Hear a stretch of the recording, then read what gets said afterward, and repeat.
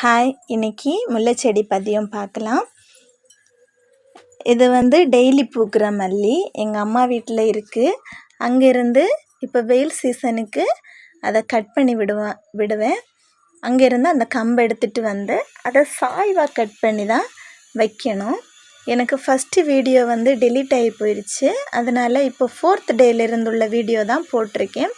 4th டேயே தளிர் வர ஆரம்பிச்சாச்சு. மண் பார்த்திங்கன்னா வீட்டில் இருக்க சாதா மண் தான். அதில் கூடவே கொஞ்சமாக சாம்பல், அதுக்கு கூட சாணம் சேர்த்துருக்கேன். வேறு எதுவும் சேர்க்கலை இதில். இது 7th டே தளிர் வெளியே வர ஆரம்பிச்சாச்சு. நம்மளுக்கு தெரிகிற அளவுக்கு வெளியே வர ஆரம்பிச்சிச்சு. 14th டே பார்த்திங்கன்னா இதில் அரும்பு வரவே ஆரம்பிச்சாச்சு. இலையெல்லாம் பெருசாகி உள்ள அரும்பு வருது பாருங்கள்.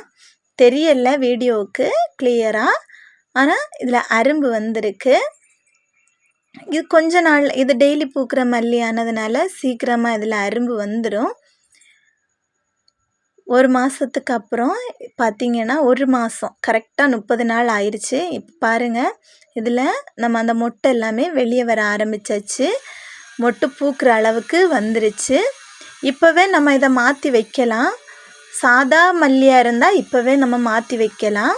ஆனால் இது நான் மாற்றி வைக்க மாட்டேன். ஏன்னா இது டெய்லி பூக்கிற மல்லி ஆனதுனால இப்போ இருக்கிற இந்த மொட்டு எல்லாமே விரிஞ்சு அது தீர்ந்ததுக்கு அப்புறம் தான், இந்த மொட்டு எல்லாமே முடிஞ்சதுக்கப்புறம் தான், விரிஞ்சு முடிஞ்சதுக்கப்புறம் தான் இதை நம்ம மாற்றி வைக்கணும்.